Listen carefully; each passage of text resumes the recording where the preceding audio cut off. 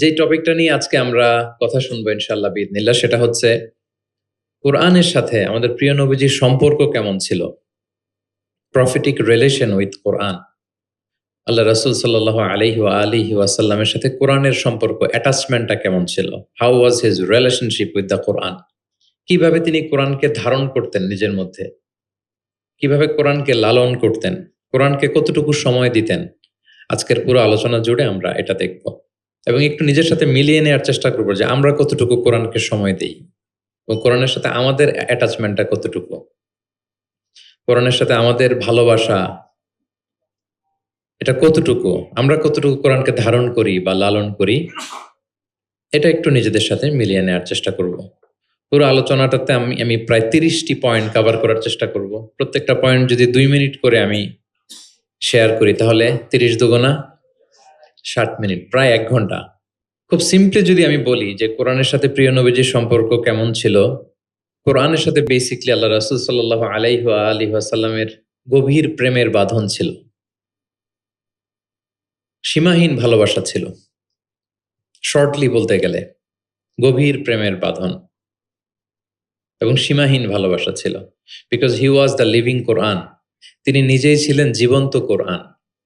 আম্মা জান আয়েশা রাদিয়াল্লাহু তাআলা আনহাকে যখন জিজ্ঞেস করা হতো আল্লাহ রাসূল সাল্লাল্লাহু আলাইহি ওয়াসাল্লাম ইন্তেকালের পরে, তাবিঈরা যখন জিজ্ঞেস করতেন যে কাইফা কানা খুলুকু রাসূলিল্লাহ, আম্মা জান আমাদের নবীর আচরণ কেমন ছিল, তো তখন আম্মা জান আয়েশা রাদিয়াল্লাহু তাআলা আনহা বলতেন কানা খুলুকুহু আল কোরআন, ওনার আচরণ ছিল কোরআনের আচরণ, কোরআনই জীবন ছিল ওনার। এবং ইনদামা রাসূলুল্লাহ ইয়ামশি আলাল আরদি কাআন্নাল কুরআনা ইয়ামশি আলাইহি, রাসূল সাল্লাল্লাহু আলাইহি ওয়াসাল্লাম যখন মদিনার রাস্তা দিয়ে হেঁটে যেতেন, আম্মা জান আয়েশা বলতেন মনে হতো একটা জীবন্ত কোরআন হেঁটে যাচ্ছে, as if a living Quran is walking on the street of Medina. রাসূল সাল্লাল্লাহু আলাইহি ওয়াসাল্লাম মদিনার অলিতে গলিতে যখন হাঁটতেন, দূর থেকে দেখে মনে হতো একটা লিভিং কোরআন হেঁটে যাচ্ছে। তার মানে পুরো কোরআনে 30 পারায় থিওরিটিক্যালি যা বলা আছে, রাসূল সাল্লাল্লাহু আলাইহি ওয়াসাল্লামের জীবনে প্র্যাকটিক্যালি সেটা করে দেখানো আছে। এজন্য ওনাকে বলা হয় লিভিং কোরআন, তিনি হচ্ছেন জীবন্ত কোরআন। এবং এই কোরআনকে রিসিভ করতে যেয়ে তিনি অনেক কষ্ট সহ্য করেছেন, আমরা জানি। তিনি কোরআনের ভার বহন করেছেন। কোরআন কিন্তু খুব হেভি একটা বাণী, যেন তেন কোনো কথা নয়, এটা আল্লাহর কালাম। এজন্য আল্লাহ তাআলা বলছেন ইন্না সানুলকি আলাইকা কওলান সাকিলা, নবী হে আমি খুব ভারী হেভি ওয়েট বাণী আপনার কাছে নাজিল করতেছি। এটা সাধারণ বাণী না। ওটের উপর বসে থাকা অবস্থায় যখন রাসূল সাল্লাল্লাহু আলাইহি ওয়াসাল্লামের উপর কোরআন নাজিল হতো, ওট মুহূর্তের মধ্যে দাঁড়ানো থেকে বসে যেত, ভার সহ্য করতে না পেরে। একবার যায়েদ বিন সাবিত রাদিয়াল্লাহু তাআলা আনহুর পায়ের মধ্যে মাথা রেখে রাসূল সাল্লাল্লাহু আলাইহি ওয়াসাল্লাম শুয়েছিলেন। হঠাৎ কোরআন নাজিল হলো। যায়েদ রাদিয়াল্লাহু তাআলা আনহু বললেন যে আমার মনে হচ্ছে যে রাসূল সাল্লাল্লাহু আলাইহি ওয়াসাল্লামের মাথাটা অনেক ভারী হয়ে গেল, এতক্ষণ আমার কোনো কষ্টই হচ্ছিল না, কিন্তু হুট করে মনে হলো যে ওনার মাথাটা অনেক ভারী হয়ে গেল, আমার পা মনে হচ্ছে যে ভেঙে যাবে, ফেটে যাবে, কারণ কোরআন নাজিল হচ্ছে। লাউ আনজালনা হাযাল কুরআনা আলা জাবালিন লারাআইতাহু খাশিআম মুতাসাদ্দিআম মিন খাশিয়াতিল্লাহ, এই কোরআনকে মানুষের উপর নাজিল না করে যদি আমি পাহাড়ের উপর নাজিল করতাম, নবী আপনি দেখতেন যে আল্লাহর ভয়ে কোরআনের ভারে পাহাড় ভেঙে চুড়ে খান খান হয়ে যেত। ইন্না সানুলকি আলাইকা কওলান সাকিলা, এটা খুব ভারী একটা বাণী, এই ভার তিনি সহ্য করেছেন। এবং কোরআন নানাভাবে আসতো, মাঝে মাঝে মিসলা সলসালাতিল জারাস, লাইক রিঙ্গিং বেল। খ্রিস্টানদের চার্চে গেলে যেমনি দেখবেন ঢাং ঢাং করে ঘন্টা বাজায়, বিকট আওয়াজ হয়, মাঝে মাঝে এরকম বিকট আওয়াজে কোরআন আসতো। এভাবে কোরআন রিসিভ করতে রাসূল সাল্লাল্লাহু আলাইহি ওয়াসাল্লামের কষ্ট হয়ে যেত। আবার মাঝে মাঝে জিবরাইল আলাইহিস সালাম মানুষের সূরাতে মদিনায় এসে কোরআন দিয়ে যেতেন। রাসূল সাল্লাল্লাহু আলাইহি ওয়াসাল্লাম বলেন ওইভাবে কোরআন রিসিভ করাটা আমার জন্য খুব সহজ ছিল। এবং প্রচন্ড শীতের রাতে যখন কোরআন নাজিল হতো, আম্মা জান আয়েশা রাদিয়াল্লাহু তাআলা আনহা বলেন যে আমরা শীতে কাঁপছি, কিন্তু ওয়া ইন্না জাবিনাহু লা ইয়াতাফাসসাদু আরাকান, আমরা দেখতাম রাসূল সাল্লাল্লাহু আলাইহি ওয়াসাল্লামের কপাল মোবারক বেয়ে টপ টপ করে ঘাম ঝরছে। আমরা শীতে কাঁপছি কিন্তু উনি হি ইজ সোয়েটিং, তিনি ঘামতেন, কারণ এটা ভারী একটা বাণী। প্রথম 5 আয়াত যখন নাজিল হলো হেরা গুহায়, ইকরা বিসমি রাব্বিকাল্লাযী খালাক, read in the name of your Lord who has created, এই 5 বাক্য নিয়ে রাসূল সাল্লাল্লাহু আলাইহি ওয়াসাল্লাম কাঁপতে আরম্ভ করলেন। হি ওয়াজ ট্রেম্বলিং লিটারালি। এবং এসেই খাদিজা রাদিয়াল্লাহু তাআলা আনহাকে বললেন যে জাম্মিলুনি জাম্মিলুনি, খাদিজা আমাকে কম্বল চাপা দাও, আমার জ্বর এসে যাচ্ছে, আমি কাঁপছি। কারণ ওই যে কওলান সাকিলা, এটা খুব ভারী একটা বাণী। ওনাকে কম্বল চাপা দেয়া হলো, তখন আল্লাহ তাআলা নাজিল করলেন ইয়া আইয়ুহাল মুজাম্মিল কুমিল লাইলা ইল্লা কালিলা, মানে হে কম্বলওয়ালা দাঁড়ান, এমন দায়িত্ব দিছে এখন বসে থাকার সুযোগ নেই, দাঁড়ান, দাঁড়িয়ে প্রচার করেন। ওই যে নবী দাঁড়ালেন আর বসার সুযোগটা পেলেন না, প্রচার করছিলেন। তাহলে প্রিয় নবীজি হি ওয়াজ লিভিং কোরআন, এক নম্বর পয়েন্ট। 2 নম্বর হচ্ছে কোরআনের ভার বহন করতে ওনার জীবনে অনেক স্যাক্রিফাইস করতে হয়েছে, কষ্ট করতে হয়েছে। এমনকি কোরআনের কোনো আয়াত যেন তিনি ভুলে না যান, জিবরিল আলাইহিস সালাম বলার সাথে সাথে পড়তে আরম্ভ করতেন, সাথে সাথে জিহ্বা ঠোঁট নাড়াতেন, পড়তেন যাতে ভুলে না যান। আল্লাহ তাআলা বললেন যে নবী, এতে আপনার কষ্ট হয়ে যাচ্ছে, আপনি কোরআনকে তড়িঘড়ি করে আয়ত্ত করবার জন্য আপনার জিহ্বাকে এত আন্দোলিত করবেন না। লা তুহাররিক বিহি লিসানাকা লিতা'জালা বিহি, ইন্না আলাইনা জামাআহু ওয়া কুরআনা, আমি এটা আপনার হৃদয়ে দিয়ে দিব, মুখস্থ করায় দিব। ফাইদা ক্বারানাহু ফাত্তাবি' কুরআনা, জিবরিল যখন পড়বে শুধু শুনবেন খেয়াল করে, আমি শিখাই দেব আপনাকে। সুম্মা ইন্না আলাইনা বায়ানা, এরপর এটার ব্যাখ্যা বিশ্লেষণ সব আল্লাহ আমি শিখিয়ে দেব। তো জিবরাইল আলাইহিস সালাম আসার সাথে সাথে রাসূল সাল্লাল্লাহু আলাইহি ওয়াসাল্লাম উদ্গ্রীব হয়ে যেতেন, সাথে সাথে পড়তে আরম্ভ করতেন। মানে উনি যে একটু দিবে ওই সুযোগটাও দিতেন না, মানে তাড়াতাড়ি পড়তেন, আরো পড়তেন দ্রুত। তো আল্লাহ তাআলা বলেন যে নবী হে, আপনি অস্থির হবেন না, উদ্গ্রীব হবেন না, বরং আমি আপনাকে শিখাই দেব। সানুকরিউকা ফালা তানসা, আমি আপনাকে শিখাই দেব, আপনি আর ভুলবেন না। এরপর থেকে রাসূল সাল্লাল্লাহু আলাইহি ওয়াসাল্লাম আর পেরেশান হতেন না, শুধু খেয়াল করে শুনতেন। আর জিবরাইল আলাইহিস সালাম চলে যাওয়ার সাথে সাথে আল্লাহ তাআলা অটোমেটিক্যালি মুখস্থ করায় দিতেন রাসূল সাল্লাল্লাহু আলাইহি ওয়াসাল্লামকে। এখন প্রিয় নবীজি কিভাবে তেলাওয়াত করতেন আমরা শুনি। আমরা তো রমাদানে তেলাওয়াত করতেছি আলহামদুলিল্লাহ। আচ্ছা, আল্লাহ রাসূল সাল্লাল্লাহু আলাইহি ওয়া আলিহি ওয়াসাল্লাম তারতিলের সাথে তেলাওয়াত করতেন। তারতিল, ওয়ারাত্তিলিল কুরআনা তারতিলা, তোমরা তারতিলের সাথে তেলাওয়াত করো। তারতিলের মধ্যে 2টা জিনিস থাকতে হয়, এক হচ্ছে ধীরে ধীরে, 2 হচ্ছে স্পষ্টভাবে। রিপিট, আবারও বলছি, তারতিল হচ্ছে ধীরে ধীরে পড়বেন, আবার স্পষ্ট, তখন এটা তারতিল হবে। আমাদের বাংলাদেশে আলহামদুলিল্লাহ 1 দশক ধরে আমি বলে এসেছি যে তারাবির সালাতে খুব ধীরে পড়তে হবে, কোরআনের হক আদায় করে তারতিলের সাথে। আলহামদুলিল্লাহ অনেক বলার পরে এখন অনেক মসজিদে আলহামদুলিল্লাহ মসজিদ কমিটি সচেতন হয়েছে, ভালো কারীরা, হাফেজরা তারা খুব ধীরস্থির ভাবে পড়ায়। তারপরেও গ্রাম বাংলায় বা অনেক এলাকার মসজিদে এখনো এমন ভাবে কোরআন তেলাওয়াত করা হয় দ্রুত খতম দেওয়ার জন্য, এটা কোরআনের সাথে এক প্রকার বেয়াদবি হয়ে যায়। ইভেন মালয়েশিয়াতে অথবা ইন্দোনেশিয়াতে কোনো এক জায়গায় আমি একটা ভিডিও দেখলাম যে এমন ভাবে রুকুর উপরে সেজদা, আল্লাহু আকবার, সামি আল্লাহ, মানে 30 সেকেন্ডসে 2 রাকাত শেষ। আল্লাহ রাসূল সাল্লাল্লাহু আলাইহি ওয়াসাল্লাম 2 রাকাত পড়তে তাহাজ্জুদের নামাজে কত সময় নিতেন আমরা একটু দেখব। এইভাবে কিন্তু কোরআন তেলাওয়াত করতে নিষেধ করা হয়েছে, বরং আল্লাহ বলেছেন ওয়ারাত্তিলিল কুরআনা তারতিলা, কোরআনটা তারতিলের সাথে তোমরা তেলাওয়াত করবে। আল্লাহ রাসূল সাল্লাল্লাহু আলাইহি ওয়াসাল্লাম এভাবেই পড়তেন, ধীরে ধীরে স্পষ্টভাবে। ইয়ামুদ্দু বিহা সাওতাহু মাদ্দান, টেনে টেনে পড়তেন। আলহামদুলিল্লাহি রাব্বিল আলামিন, এই দেখেন টেনে পড়লাম। আর রহমানির রহিম মালিকি ইয়াউমিদ্দিন, টানতেছি না? ইয়ামুদ্দু বিহা সাওতাহু মাদ্দান, টেনে টেনে পড়তেন। ইউকাত্তিউ কিরাআতাহু আয়াতান আয়াতান, প্রত্যেক আয়াত শেষে থামতেন, পজ দিতেন। This is called tartil, ওয়ারাত্তিলিল কুরআনা তারতিলা।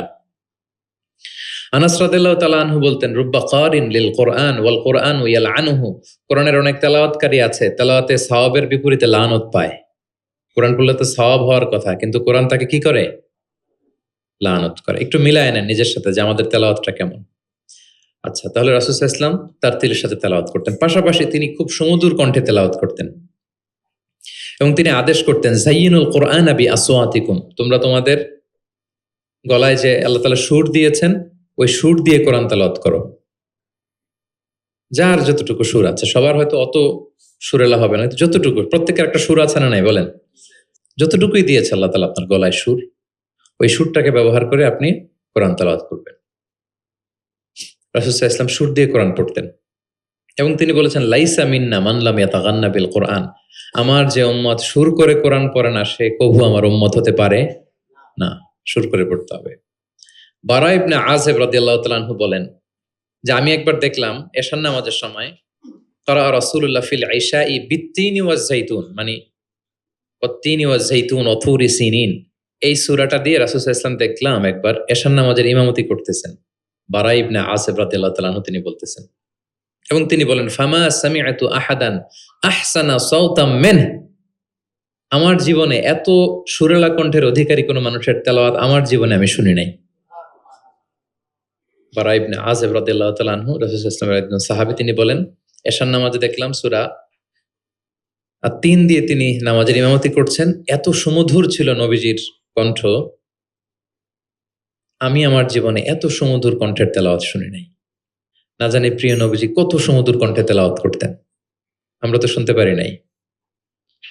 এবং রাসূল সাল্লাল্লাহু আলাইহি ওয়াসাল্লামের সুমধুর কণ্ঠের তেলাওয়াত শুনে মানুষ তো মুসলিম হয়েছেই, অনেক জিনও মুসলমান হয়েছে।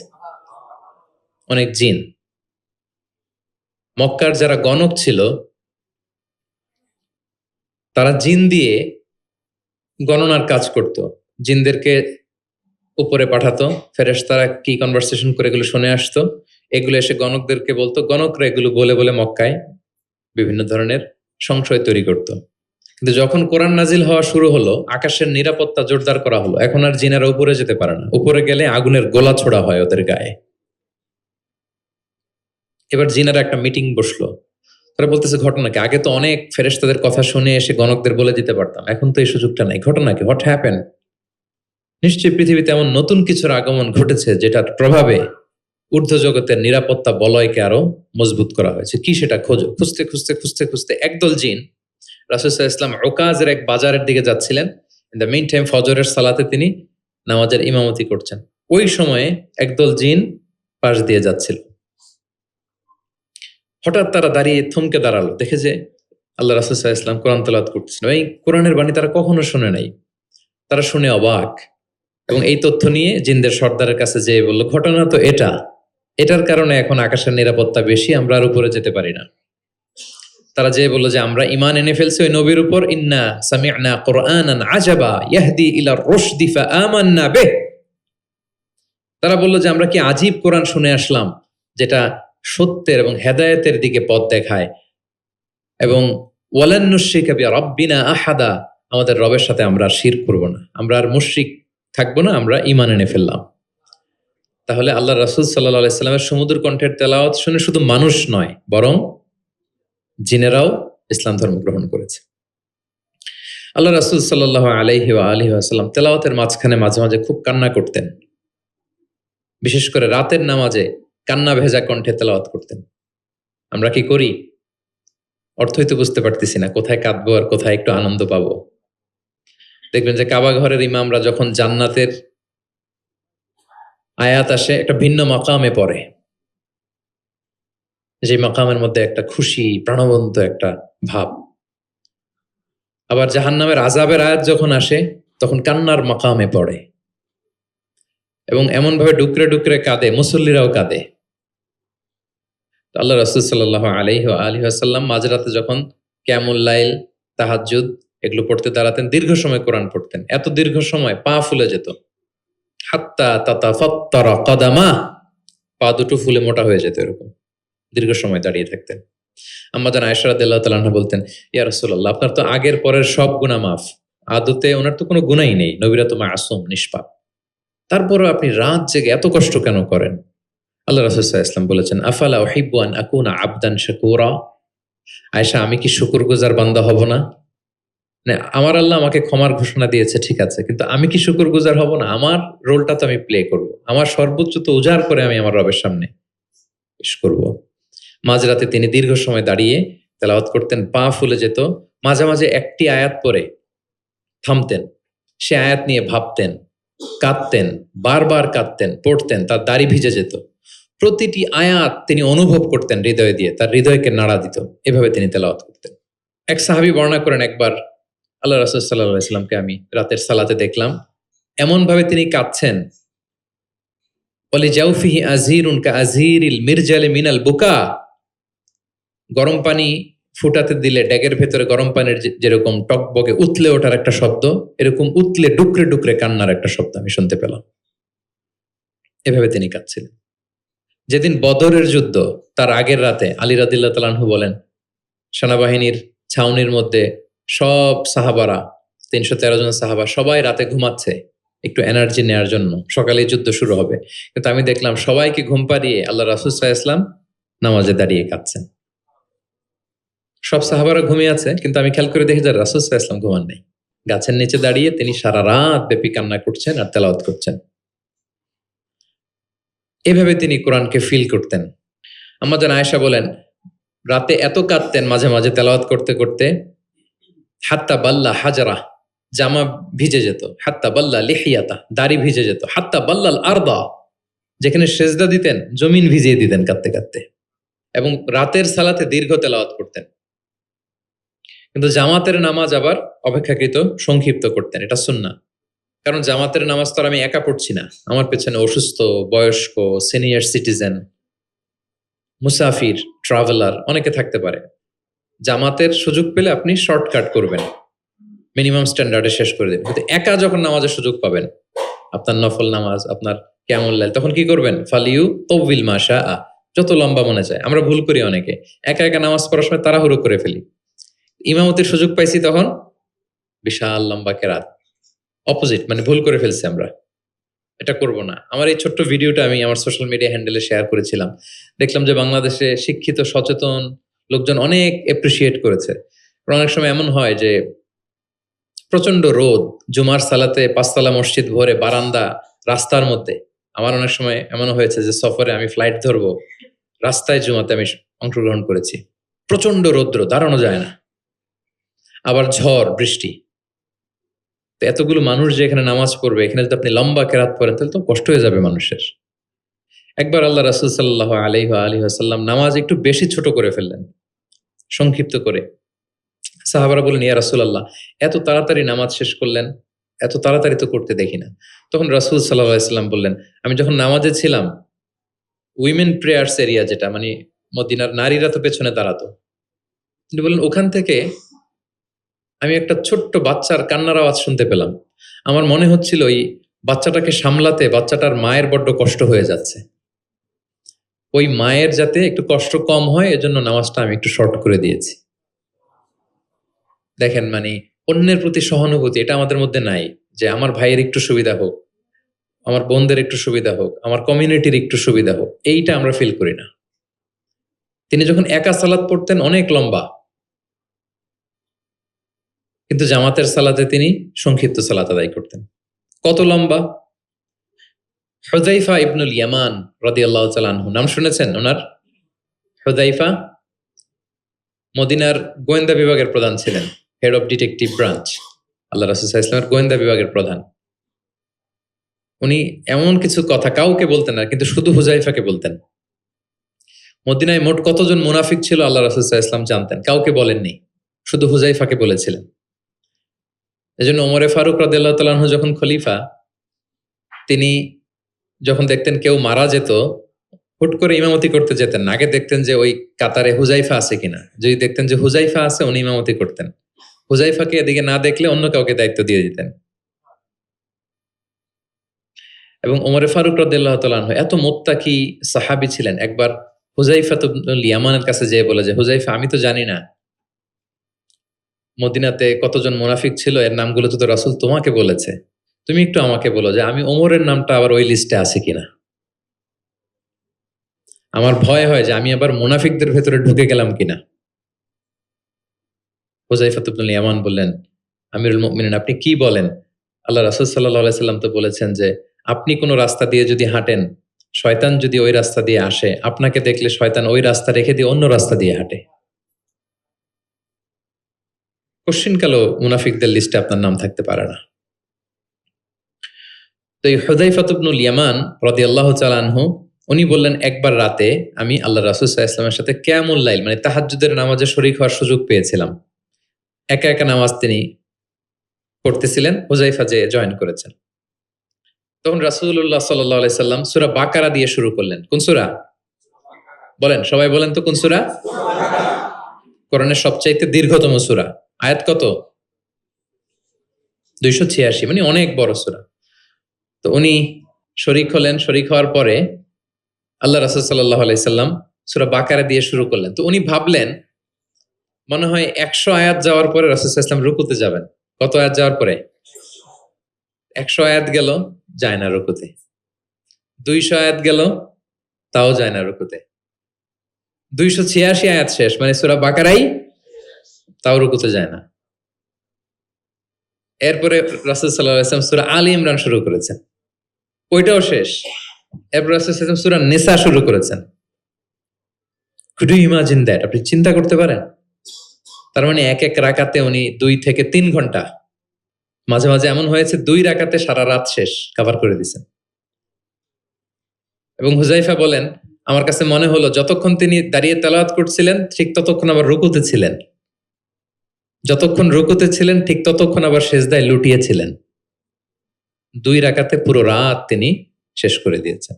তাহলে রাতের সালাতে তিনি দীর্ঘ তেলাওয়াত করতেন।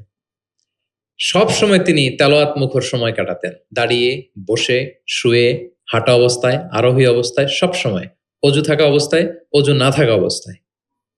অজু চলে গেলেই রাসূল সাল্লাল্লাহু আলাইহি ওয়াসাল্লাম সাথে সাথে অজু করে ফেলতেন, কিন্তু অজু নেই ওই অবস্থায়ও তিনি কোরআন তেলাওয়াত করেছেন। ইবনুল কাইয়িম আল জাওজিয়া যাদুল মাআদ ফি হাদি খায়রিল ইবাদ, একটা বিখ্যাত সিরাত গ্রন্থে তিনি বলেন, লাম ইয়াকুন ইয়ামনাহু মিন কিরাআতিহি ইল্লাল জানাবা।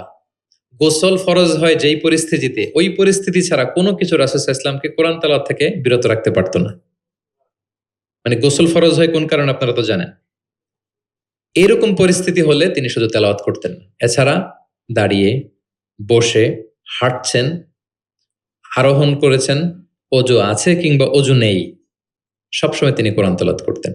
মুআবিয়া ইবনে কুররা রাদিয়াল্লাহু তাআলা আনহু বর্ণনা করেন যে আব্দুল্লাহ ইবনে মুগাফফাল তিনি বলেন, একবার আমি রাসূল সাল্লাল্লাহু আলাইহি ওয়াসাল্লামকে দেখলাম যে তিনি উটের উপর চড়ে মক্কা বিজয়ের দিন উট হাঁকাচ্ছেন, উটের উপর বসা। তখন তিনি সূরা ফাতহ তেলাওয়াত করছেন, ইন্না ফাতাহনা লাকা ফাতহাম মুবিনা লিয়াগফিরা লাকাল্লাহু মা তাকদ্দামা মিন যামবিকা ওয়া মা তাআখার। তিনি বলেন যে আমি নিজে 8ম হিজরিতে মক্কা বিজয়ের দিন দেখলাম তিনি উট হাঁকাচ্ছেন আর পড়তেছেন ইন্না ফাতাহনা লাকা ফাতহাম মুবিনা, সূরা ফাতহ তেলাওয়াত করতেছেন। সুবহানাল্লাহ। তার মানে দাঁড়িয়ে, বসে। অনেকে আমাদেরকে প্রশ্ন করে যে হুজুর শুয়ে শুয়ে কোরআন তেলাওয়াত করা যাবে? মানুষের মনে প্রশ্ন থাকে অনেক। তারপর বলে অজু ছাড়া কি কোরআন তেলাওয়াত করা যাবে মুখস্থ? অনেক প্রশ্নের সম্মুখীন হয়েছে আমি এটা। তার মানে আল্লাহ রাসূল সাল্লাল্লাহু আলাইহি ওয়াসাল্লামের জীবনী থেকে তো আপনি বুঝতে পারলেন যে কোনো কিছু আপনারা আটকাইতে পারবে কোরআন তেলাওয়াত থেকে, এক্সেপ্ট আপনার গোসল ফরজ হয়েছে, তখন পড়বেন না, তখন গোসলটা করে তারপরে পড়বেন। নিজ গৃহে তিনি তেলাওয়াত করতেন। আমরা অনেক সময় শুধু মসজিদে গেলেই কোরআনটা খুলে পড়ি, ঘরে আর পড়ি না। না, ঘরে পড়বেন। তিনি বলেছেন লা তাজআলু বুয়ুতাকুম মাকাবিরা, তোমাদের ঘরগুলোকে কবর বানায় রেখো না। কবরের মধ্যে তো কোনো আমল হয় না, মৃত মানুষ শুয়ে থাকে, পড়ে থাকে, আমল নাই, জিকির নাই, তেলাওয়াত নাই। তো ঘরগুলোকে কবর বানিও না। ফাইন্না শাইতানা ইয়ানফিরু মিনাল বাইতিল্লাযী তুকরাউ ফীহি সূরাতুল বাকারা, যে ঘরে সূরা বাকারা তেলাওয়াত করা হয় ওই ঘর থেকে শয়তান দৌড়ে পালায়। অনেক ঘরে শয়তান ডিস্টার্ব করে, শয়তানের জিনের আসর হয়। অনেক অনেক ফ্যামিলিতে আমাদের কাছে আসে। জাদু টোনা, বান, ব্ল্যাক ম্যাজিক, কালো জাদুর যে সমস্যা, আপনি সূরা বাকারা পড়বেন, আল্লাহ তাআলা আপনাকে প্রোটেক্টেড রাখবেন। আপনাদের পরিচিতদের মধ্যে থেকে এরকম ঘটনা শুনছেন না যে ব্ল্যাক ম্যাজিকে আক্রান্ত? কোন সূরা পড়বেন? যারা খুব বেশি আক্রান্ত, অল্প সাউন্ডে সূরা বাকারাটা চালিয়ে ঘুমিয়ে পড়বেন, সারা রাত যেন তেলাওয়াত চলে। কোনো ব্ল্যাক ম্যাজিক আপনার ক্ষতি করতে পারবে না ইনশাআল্লাহ। অল্প সাউন্ডে MP3 করে কি করবেন? চালিয়ে রাখবেন। সূরা বাকারাকে খুব গুরুত্বের সাথে পড়তে বলেছেন আল্লাহ রাসূল সাল্লাল্লাহু আলাইহি ওয়াসাল্লাম। তিনি বলেছেন ইকরাউ সূরাতাল বাকারা ফাইন্না আখযাহা বারাকা ওয়া তারকাহা হাসারা ওয়া লা ইস্তাতিউহাল বাতালা। যে এটা পড়বে বরকত পাবে, যে পড়বে না সে আফসোস করবে। আর যে এটা আত্মস্থ করবে, পড়বে, ওয়ালা তাস্তাতিউহাল বাতালা ইয়ানি আস-সাহারা, ম্যাজিশিয়ান। কোন ম্যাজিশিয়ানের ম্যাজিক তার উপর কাজ করবে না, কোন ব্ল্যাক ম্যাজিক তার কাছে কিছুই করতে পারবে না। এজন্য ঘরে ঘরে কোন সূরা? সূরা বাকারা। এই বাকারার মধ্যে একটা স্পেশাল আয়াত আছে, 255 নম্বর আয়াত, যেটাকে বলা হয় আয়াতুল কুরসি। এটা রেগুলার পড়বেন প্রত্যেক ফরজ সালাতের পরে। মান ক্বারা আয়াতাল কুরসি দুবরা কুল্লি সালাতিন মাকতুবাতিন লাম ইয়ামনাহু মিন দুখুলিল জান্নাতি ইল্লাল মাউত।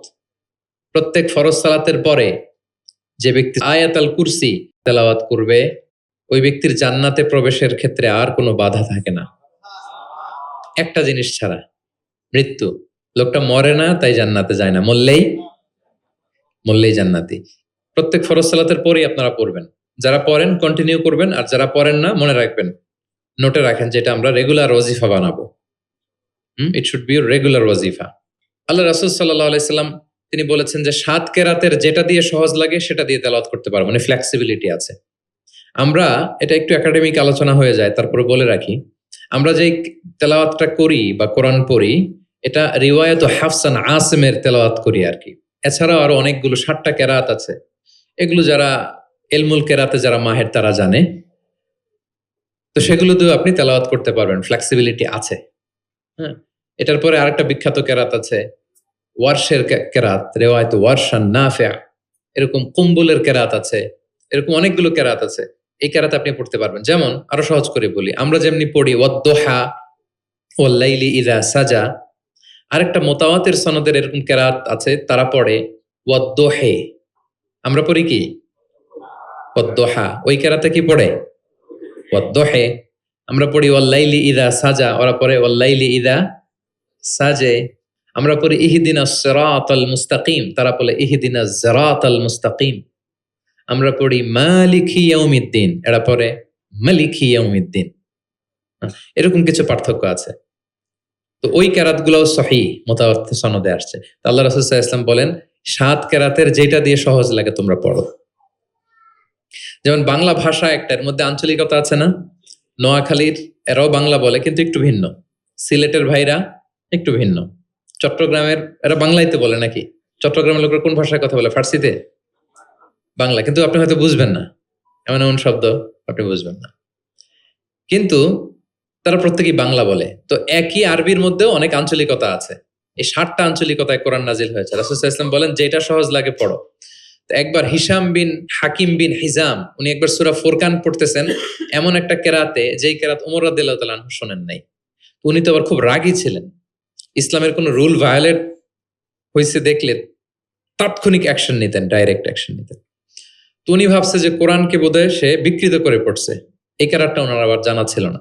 উনি ধরে চাদর ধরে টেনে হিচড়ে রাসূল সাল্লাল্লাহু আলাইহি ওয়াসাল্লামের কাছে নিয়ে আসছে, বলছে ইয়া রাসূলুল্লাহ দেখেন কিভাবে কোরআনকে বিকৃত করে।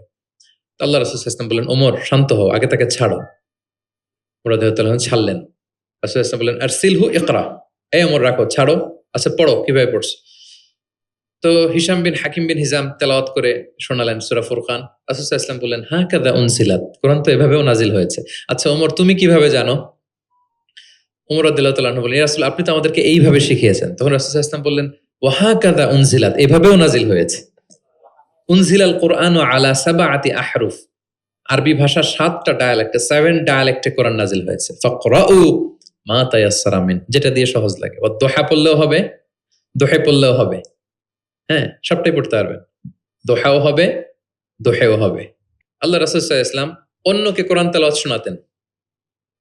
উবাই ইবনে কাব রাদিয়াল্লাহু তাআলা আনহুকে বললেন ইন্নাল্লাহা আমারানি আন আকরা আলাইকাল কুরআন, হে উবাই আল্লাহ তাআলা আমাকে আদেশ করেছেন আমি নবী যেন তোমার কাছে কোরআন শোনাই।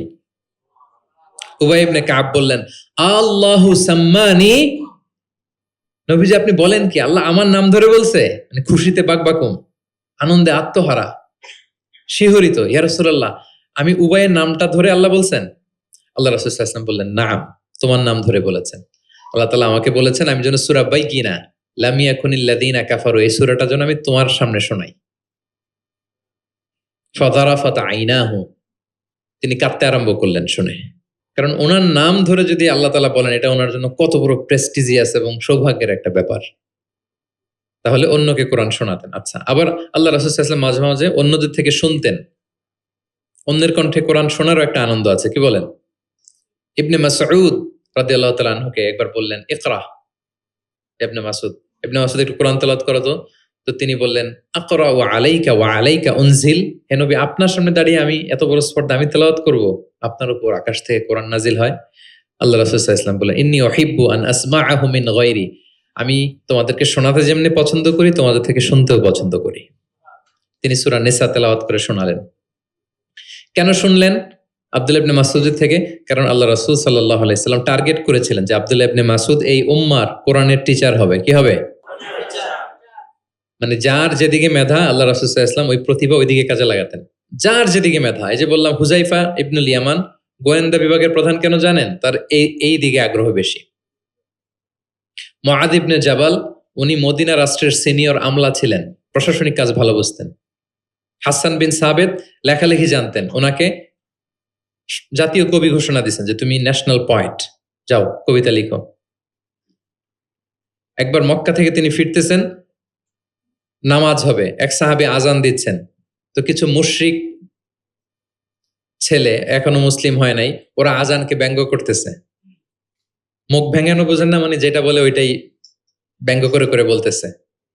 তো দেখেন রাসূল সাল্লাল্লাহু আলাইহি ওয়াসাল্লাম রেগে যাওয়ার কথা ছিল না, আজান দিচ্ছে আমার সাহাবী আর মুশরিক ছেলেগুলো তাকে ব্যঙ্গ করতেছে। উনি রেগে না যেয়ে দেখলেন যে মুশরিক ছেলেগুলোর মধ্যে একটা ছেলের কণ্ঠ তো খুব চমৎকার, ওকে ডাকলেন, ডেকে ওর মাথার চুলের ঝুঁটি বেঁধে ধরলেন, বললেন এই একটু আগে কি বলতেছিলে, জোরে বলতো, মানে আরো জোরে বলো। এবার সে বলতে আরম্ভ করতেছে, কিন্তু আশহাদু আন্না মুহাম্মাদুর রাসূলুল্লাহ এটা আর বলে না, এটা বললে তো শাহাদাত দেয়া মুসলিম হয়ে যায়। রাসূল সাল্লাল্লাহু আলাইহি ওয়াসাল্লাম ধমক দিয়ে বললেন, এই বলো, এটাও বলো। তখন সে এটাও বলছে, মাথার চুলের ঝুঁটি ধরে বলছে। বলার পরে রাসূল সাল্লাল্লাহু আলাইহি ওয়াসাল্লাম তার জন্য দোয়া করলেন, ওই দোয়ার বরকতে সে কালিমা পড়ে মুসলমান হয়ে গেল। এবার আল্লাহ রাসূল সাল্লাল্লাহু আলাইহি ওয়াসাল্লাম বললেন, তোমার কণ্ঠ যেহেতু সুন্দর, তোমাকে আমি মক্কার মসজিদের মুয়াজ্জিন বানাই দিলাম, তুমি যে আজান দিবা। দেখেন কেমন একটা ঘটনাকে কিভাবে টুইস্ট করে অন্যদিকে নিয়ে গেলেন।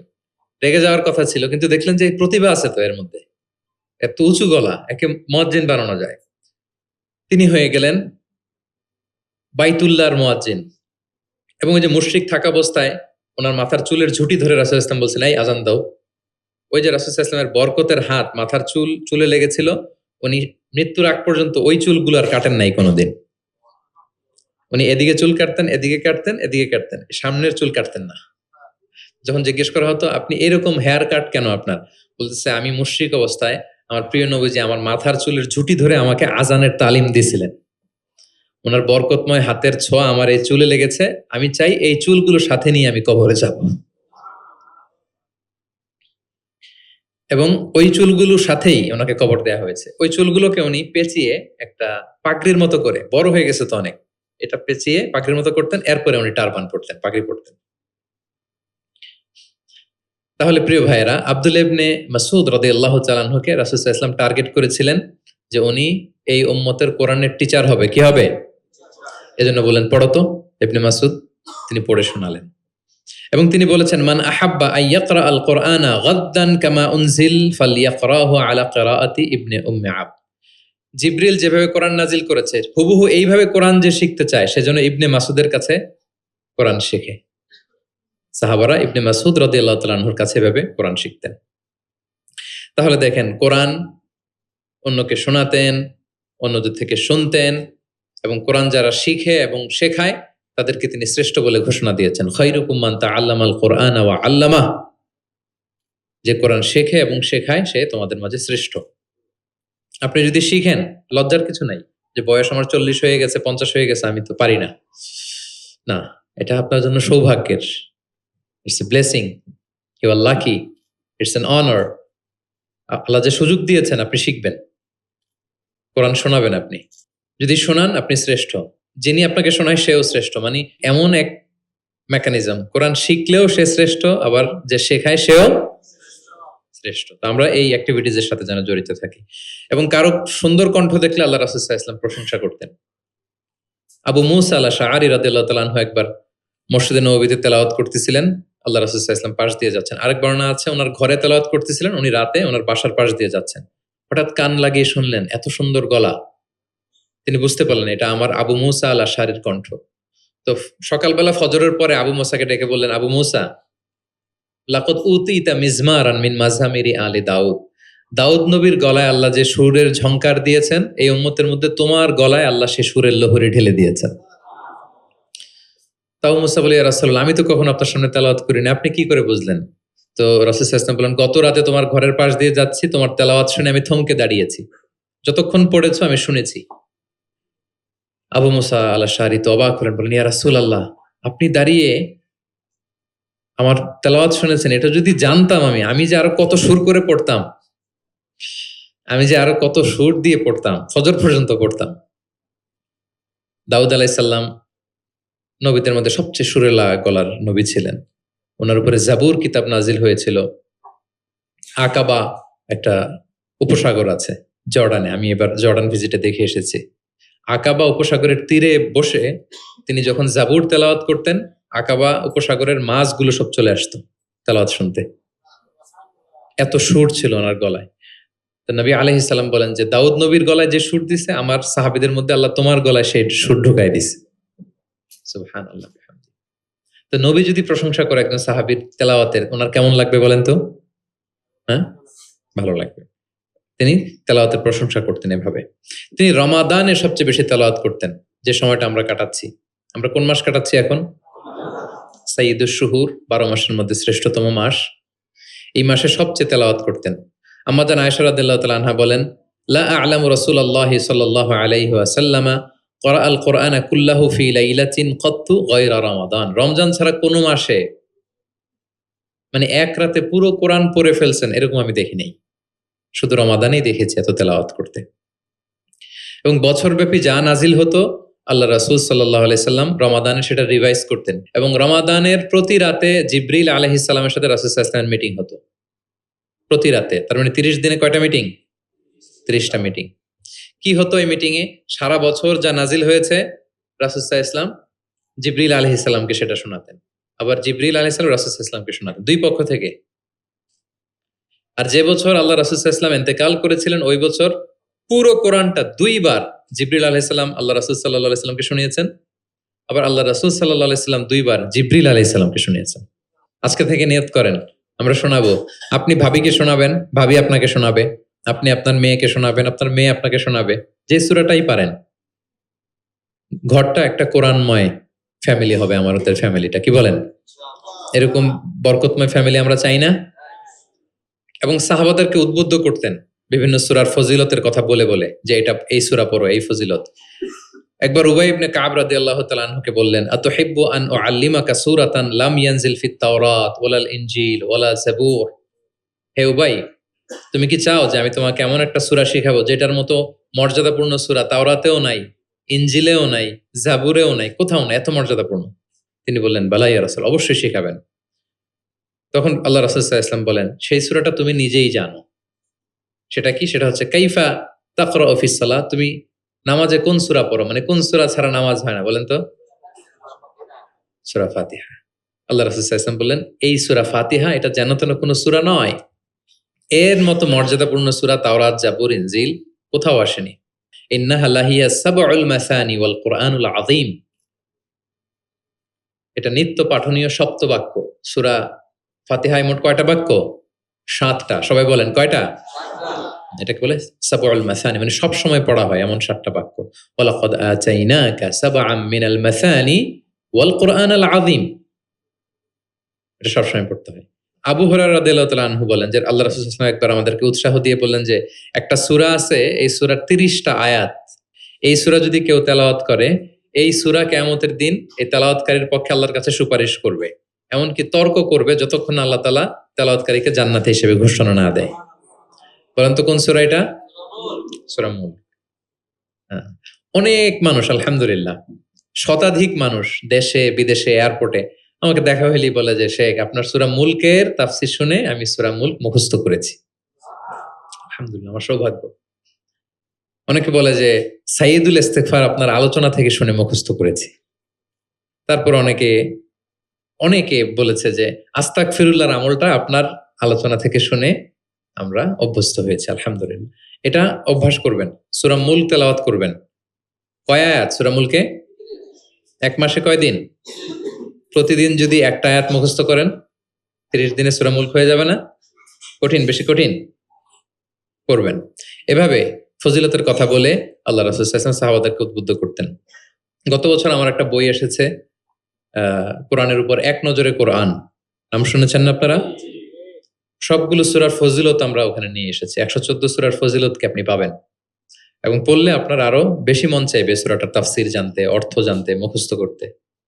এই সূরার ফজিলত কি, সূরার মূল আলোচনা কি, এই সূরা নাজিলের প্রেক্ষাপট কি, এর মধ্যে লেসন কি, মেজর থিম কি, আমি যেভাবে তাফসীর করে আপনাদেরকে শোনাই ওইভাবেই সহজ করে করে প্রত্যেকটা সূরা 5 থেকে 6 পৃষ্ঠায় কভার, যত বড় সূরা হোক একেবারে সামারি নিয়ে এসেছি, যাদের সংগ্রহে আছে এই রমাদানে পড়বেন, খুব সহজ মনে হবে। যে সূরাটার অনুবাদ পড়তে মনে চায় আগে এক নজরে কোরআন থেকে একবার রিভাইজ দিয়ে নেবেন, অনুবাদটা সহজ মনে হবে। যে সূরাটার তাফসির জানতে মনে চায় আগে এক নজরে কোরআন থেকে একবার পড়ে নেবেন, একেবারে ক্রিস্টাল ক্লিয়ার, সহজ হয়ে যাবে। দাজ্জালের ফিতনা থেকে বাঁচতে আল্লাহ রাসূল সাল্লাল্লাহু আলাইহি সাল্লাম সূরা কাহাফের প্রথম 10 আয়াত মুখস্থ করতে বলেছেন। আল্লাহ রাসূল সাল্লাল্লাহু আলাইহি সাল্লাম ইরশাদ করেন, মান হাফিযা 10 আয়াতিন মিন আউয়ালি সূরাতিল কাহফি উসিমা মিন ফিতনাতিদ দাজ্জাল। যে সূরা কাহাফের প্রথম 10 আয়াত মুখস্থ করবে সে দাজ্জালের ফিতনা থেকে মুক্ত থাকবে ইনশাআল্লাহ। মুখস্থ করবেন সূরা কাহাফের প্রথম কয় আয়াত? 10 আয়াত। আল্লাহ রাসূল সাল্লাল্লাহু আলাইহি সাল্লাম কোরআনের ব্যাখ্যা করতেন, নিজেই কোরআনের ব্যাখ্যা করতেন, কারণ তার উপরই তো কোরআন নাজিল হয়েছে, তিনিই সবচেয়ে বড় মুফাসসির। আল্লাহ রাসূল সাল্লাল্লাহু আলাইহি সাল্লামের চেয়ে বেশি কোরআনের ব্যাখ্যা আর কি কেউ জানে? ব্যাখ্যা করতেন। একবার তিনি আল্লাযীনা আমানু ওয়া লাম ইয়ালবিসু ঈমানাহুম বিযুলমিন উলাইকা লাহুমুল আমনু ওয়া হুম মুহতাদুন, আর ঈমানের সাথে জুলুমকে মেশায়নি, তাদের জন্য আছে নিরাপত্তা এবং হেদায়েত। সাহাবারা অবাক হলেন, যে ইয়া রাসূলুল্লাহ, আমাদের মধ্যে এরকম কে আছে যে ঈমানের সাথে জুলুম মিশায় নাই, মানে ঈমান আনার পরে কোনো পাপ করি নাই, কম বেশি পাপ তো আমাদের হয়েছে, জুলুম তো হয়েছে, তাহলে আমরা কি নিরাপত্তা হেদায়েত পাবো না? তো রাসূল সাল্লাল্লাহু আলাইহি ওয়াসাল্লাম বললেন যে এই জুলুম দ্বারা ওই জুলুম উদ্দেশ্য না, এই জুলুম দ্বারা উদ্দেশ্য হচ্ছে শিরক। এই জুলুম দ্বারা উদ্দেশ্য কি? এই যে ব্যাখ্যা করে দিচ্ছেন, সাহাবীদের ভুল ধারণা ভাঙায় দিচ্ছেন। তিনি বলতেছেন, তোমরা কি লোকমান আলাইহিস সালামের ওই নসিহত পড়ো নাই যে লা তুশরিক বিল্লাহ ইন্না শিরকা লা যুলমুন আযীম? ওনার ছেলেকে বলতেছেন যে বাবা শিরক করো না, শিরিক সবচেয়ে বড় জুলুম। শিরিক সবচেয়ে বড় কি? কারণ এই জুলুমটা মানুষ কার উপর করে? আল্লাহর উপর করে। তাহলে জুলুম মানে হচ্ছে এই আয়াতের মধ্যে শিরক। তাহলে স্বয়ং রাসূলুল্লাহ সাল্লাল্লাহু আলাইহি ওয়াসাল্লাম নিজে ব্যাখ্যা করে দিয়েছেন, সাহাবারা ওনারা ক্লিয়ার হয়ে গেলেন। কোরআনে যারা অধিক পারদর্শী তাদেরকে রাসূল সাল্লাল্লাহু আলাইহি ওয়াসাল্লাম প্রায়োরিটি দিতেন। কি দিতেন? প্রায়োরিটি। আল্লাহ রাসূল সাল্লাল্লাহু আলাইহি ওয়াসাল্লাম বলেছেন, ইয়া উম্মুল কওমা আকরাউহুম লিকিতাবিল্লাহ। একসাথে ধরেন যে অনেকে হয়েছেন, তো ইমামতি করবে কে? আমরা 5 ভাই একসাথে হইছি, নামাজের সময় হইছে, ইমামতি কে করবে? হ্যাঁ, যে কোরআন ভালো জানে। আকরাউহুম লিকিতাবিল্লাহ, আল্লাহর কিতাব যে বেশি জানে, বেশি ব্যাখ্যা জানে, বেশি মুখস্থ সে। আচ্ছা, ওয়া ইন কানাত কিরাআতুহুম সাওয়া, যদি তাদের সবার কেরাত সমান হয় তখন রাসূল সাল্লাল্লাহু আলাইহি ওয়াসাল্লাম বলেন ফাইয়া উম্মুহুম আকদামুহুম হিজরাতান, তাহলে যে আগে হিজরত করছে সে, মানে তখন আগে হিজরত, যে আগে হিজরত করেছে তাদের মর্যাদা বেশি ছিল। ফা ইন কানু ফিল হিজরাতি সাওয়া, হিজরতেও যদি সমান হয়, ধরেন যে 5 জন একসাথে হিজরত করছিল, এই 5 জন মিলে এখন নামাজ পড়বে, তো এখন কে? আল্লাহ রাসূল সাল্লাল্লাহু আলাইহি ওয়াসাল্লাম বললেন ফাইয়া উম্মুহুম আকবারুহুম সিন্নান, যার বয়স বেশি সে, যে সিনিয়র সে ইমামতি করবে। তাহলে সবচেয়ে বেশি অগ্রাধিকার কাকে দিলেন? যে কোরআন বেশি জানে। এবং তিনি দোয়া করতেন, আল্লাহ কোরআনকে আমার হৃদয়ের বসন্ত বানিয়ে দেন, আল্লাহ আমার অন্তরের জ্যোতি বানিয়ে দেন, আল্লাহ আমার কষ্ট দূরের কারণ বানিয়ে দেন। এই দোয়াটা মালয়েশিয়াতে তো কুনুতের মধ্যে সবসময় পরে দেখি আমরা, আল্লাহুম্মা জাআলিল কুরআন আল আযীমা রাবিআ কুলুবিনা ওয়া নূরা সুদুরিনা ওয়া জালাআ আহজানিনা ওয়া যাহাবা হুমুমিনা ওয়া গুমুমিনা। শুনছেন না আপনারা? রাসূল সাল্লাল্লাহু আলাইহি ওয়াসাল্লাম যেই ভাষায় বলেছেন সেটা হচ্ছে তাজআলুল কুরআন রাবিআ কলবি, আল্লাহ এই কোরআনকে আপনি আমার অন্তরের বসন্ত বানান, প্রশান্তি বানান। নূরা সদরি, আমার অন্তরের বুকের আলো বানান, হৃদয়ের আলো। আমার দুঃখের অপসারণকারী বানান, আমার দুশ্চিন্তা দূরকারী বানান। এই দোয়াটা আপনারা করবেন। আল্লাহ রাসূল সাল্লাল্লাহু আলাইহি ওয়াসাল্লাম শেষ বয়সে ওনার চেহারায় কিছুটা বার্ধক্যের ছাপ চলে এসেছিল। আবু বকর রাদিয়াল্লাহু তাআলা আনহু একবার জিজ্ঞেস করছিলেন যে ইয়া রাসূলুল্লাহ কদ শিবতা, আপনার চেহারায় কেমন যেন বার্ধক্যের ছাপ চলে আসছে। আল্লাহ রাসূল সাল্লাল্লাহু আলাইহি ওয়াসাল্লামের দাড়ি এবং চুল মিলে, সব মিলে 20টার বেশি চুল পাকে নাই। এক বর্ণনায় এসেছে 17টা, আরেক বর্ণনায় 18টা। মুহাদ্দিসিন একরাম বলেছেন যে এত অল্প কিছু চুল দাড়ি পেকেছিল যে গুনা যেত, গুণে দেখা গেছে 17, 18, সবশেষে যখন বেড়েছে হয়তো 20। যেন মুহাদ্দিসিন একরাম একমত যে ওনার 20টার বেশি চুল দাড়ি পাকে নাই। কোথায় বেশি পাকছে? এদিকে কয়েকটা পাকছে, নিম দাড়ির এখানে কয়েকটা পাকছে, হাদিসে আছে। তা আবু বকর রাদিয়াল্লাহু তাআলা আনহু বলেন, ইয়া রাসূলুল্লাহ কদ শিবতা, আপনার চেহারায় কেমন যেন বার্ধক্যের ছাপ। তখন আল্লাহ রাসূল সাল্লাল্লাহু আলাইহি ওয়াসাল্লাম বললেন, শাইয়াবাতনি হুদ ওয়াল ওয়াকিআ ওয়াল মুরসালাত ওয়া আম্মা ইয়াতাসাআলুন ওয়া ইযা শামসু কুবিরাত। আবু বকর বলো না আর, এই 5টা সূরা আমাকে বার্ধক্যে উপনীত করে দিয়েছে। কারণ এই 5টা সূরার ভিতরে কিয়ামতের বিভীষিকার বর্ণনা এমন ভাবে আল্লাহ তুলে ধরেছেন, আল্লাহ রাসূল সাল্লাল্লাহু আলাইহি ওয়াসাল্লাম এত উদ্বিগ্ন থাকতেন উম্মতকে নিয়ে, নিজের জন্য না, আমাদের জন্য, যে হায় রে কিয়ামতের এই বিভীষিকাময় মুহূর্তে আমার গুনাহগার উম্মতের কি হবে, ওই কঠিন পরিস্থিতিতে আমার উম্মতের কি হবে। এটা যখন ভাবতেন, এই 5টা সূরা পড়তেন, কিয়ামতের বিভীষিকাময় এই পরিস্থিতি দৃশ্যায়নের চিন্তা মানসপটে কল্পনাপটে চিন্তা করতে করতে ওনার মধ্যে বার্ধক্যের ছাপ চলে আসছে কোরআন পড়তে পড়তে উম্মতের চিন্তায়। সব নবীকে আল্লাহ তাআলা একটা স্পেশাল দোয়া করার সুযোগ দিয়েছিলেন, আর সব নবীরা ওই দোয়া দুনিয়াতেই করেছে, একমাত্র আমাদের প্রিয় নবীজি ছাড়া। সব নবী ওই দোয়া খাটাই ফেলছে দুনিয়াতে, আল্লাহ রাসূল সাল্লাল্লাহু আলাইহি ওয়াসাল্লাম ওই দোয়া করেন নাই। তিনি বলেন, ওয়া ইন্নী আখতাবিউ দাওয়াতি শাফাআতান লি উম্মতি ইয়াউমাল কিয়ামা, আমার ওই দোয়াটা, স্পেশাল দোয়াটা যেটা করলেই আল্লাহ কবুল করবে, ওই দোয়াটা আমি কিয়ামতের দিন আমার গুনাহগার উম্মতের জন্য রেখে দিয়েছি। আমি সেদিন আমার উম্মতের জন্য সেই দোয়াটা করব। তাহলে কিছু সূরা ওনার চেহারায় বার্ধক্যের ছাপ নিয়ে এসেছিল। কোরআন হেফজ করার পরে ভুলে যাওয়া, এটা কিন্তু ঠিক না। এজন্য আল্লাহ রাসূল সাল্লাল্লাহু আলাইহি ওয়াসাল্লাম বলেছেন, হেফজ যারা করবে তারা যেন কোরআনকে সংরক্ষণ করে, প্রিজার্ভ করে। এবং তিনি বলেছেন, তাআহাদুল কোরআন, কোরআনকে যত্ন নিও, কারণ কোরআন দামি মেহমান, দামি মেহমানকে যত্ন না নিলে থাকে না। হেফজ করছে, যত্ন নেয় নাই, পড়ে নাই, রিভাইজ দেয় না, এখন আর রিডিংও পড়তে পারে না। মুখস্থ তো দূরের কথা, দেখে দেখেও পড়তে কষ্ট, এরকম হয় অনেক হাফেজদের। এটা ঠিক না, কারণ আল কোরআন দাইফুন কারীমুন মিনাল্লাহ, কোরআন আল্লাহর পক্ষ থেকে অনেক সম্মানিত মেহমান। সম্মানিত মেহমানকে সম্মান দিতে হয়, নাইলে উনি আসে থাকে। ধরেন যে একজন এমপি আসলো আপনার বাসায়, মালয়েশিয়ার একজন মন্ত্রী, আসার পরে নাই কোনো রিসেপশন, নাই কোনো ওয়েলকামিং স্টেটমেন্ট, রিসেপশন কিছু নাই, আপনি কোনো গুরুত্বই দিচ্ছেন না, উনি এসে বসে থাকবে আপনার বাসায় না। সম্মানিত মেহমানকে সম্মান করতে হয়। কোরআন অনেক বড় সম্মানিত এক মেহমান আল্লাহর পক্ষ থেকে, এটাকে সম্মান দিতে হবে, পড়তে হবে, রিভাইজ দিতে হবে, সময় দিতে হবে, তাহলে সে আপনার সিনায় থাকবে। তা না হলে এই কোরআনের নূর সিনাতে কখনো থাকে না। তিনি বলেছেন, তাআহাদুল কোরআন, কোরআনকে রিভাইজ করো, ফা ইন্নাহু আশাদ্দু তাফাল্লুতান মিনাল ইবলি ফি উকুলিহা, ওটের রশি ছেড়ে দিলে ওট যেমনি পালায়, কোরআন মুখস্থ করার পর রিভাইজ না দিলে কোরআনও পালাবে, আর রিভিশন দিলে এটা হৃদয়ে থাকে। এবং তিনি উৎসাহ দিয়ে বলেছেন, কোরআন এমন কিতাব, পৃথিবীর অন্য কোনো কিতাবের ক্ষেত্রে এটা বলা হয় না, যে কিতাবের এক অক্ষরে 10 নেকি, এক অক্ষরে কয় নেকি। পৃথিবীর আর কোনো বইয়ের ক্ষেত্রে এটা প্রযোজ্য, ইভেন হাদিস শরীফের ক্ষেত্রেও প্রযোজ্য না। হাদিসের এক অক্ষর পড়লে 10 নেকি, এটা বলে নাই আল্লাহ রাসূল সাল্লাল্লাহু আলাইহি ওয়াসাল্লাম, শুধু কোরআন, শুধু মান কারা হারফান মিন কিতাবিল, এক হরফ যদি কেউ পড়ে, ফালাহু হাসানা ওয়াল হাসানাতু বিআশরি আমসালিহা, 10 নেকি।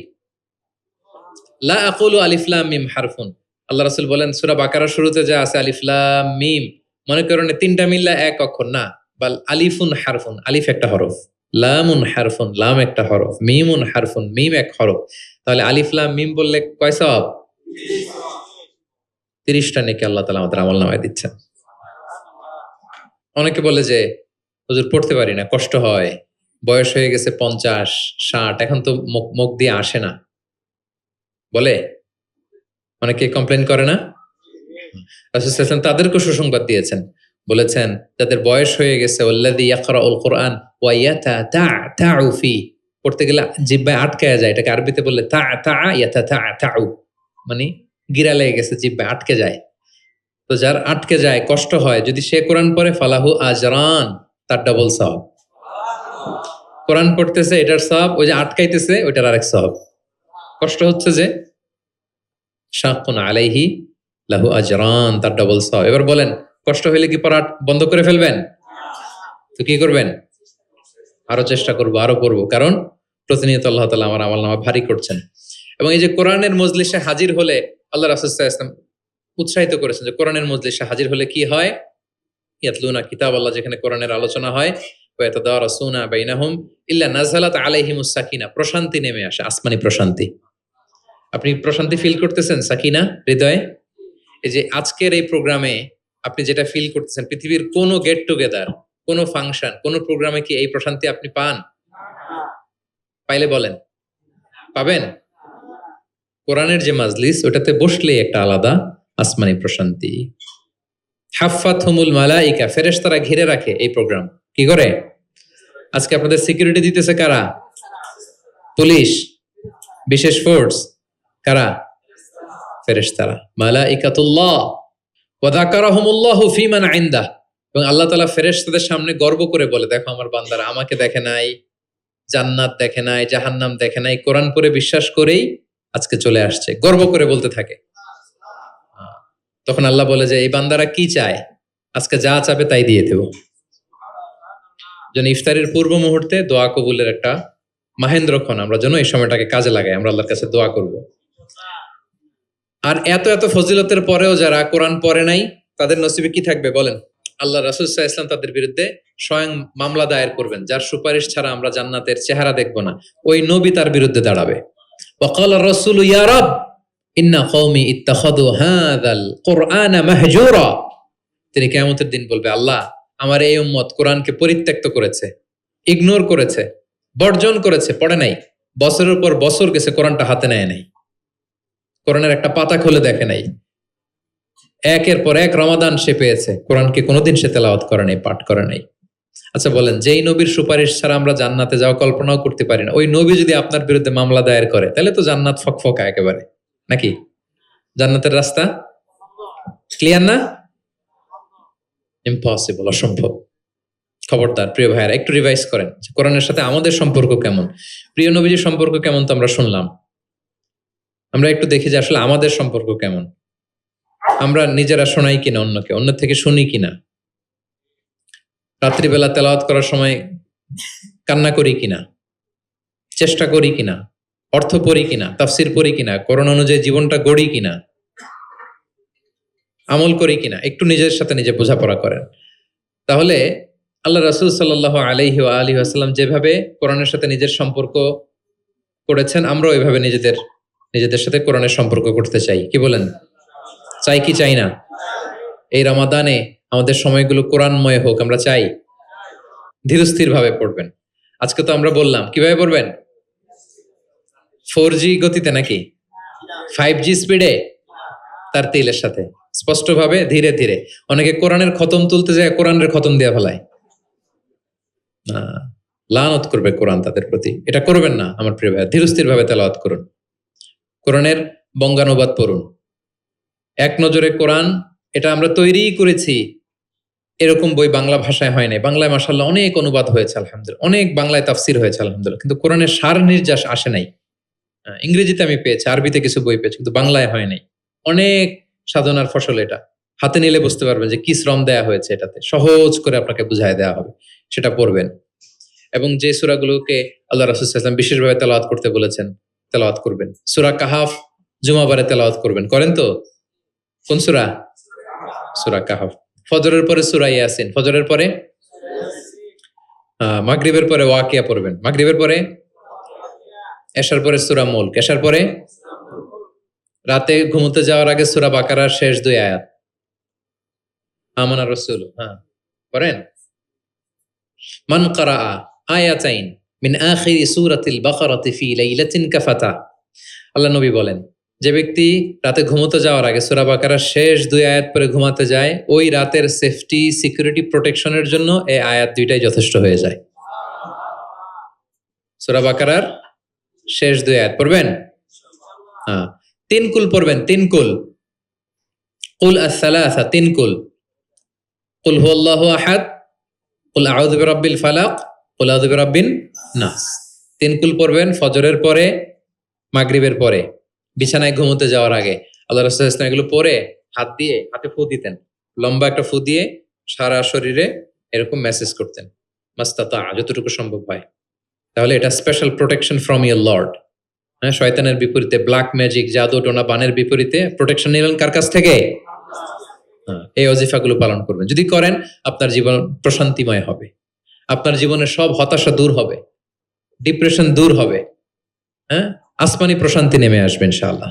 আল্লাহ তাআলা আমাদের সবাইকে কথাগুলো বোঝার ও আমল করার তৌফিক দান করুক। আমরা পড়ি আমিন।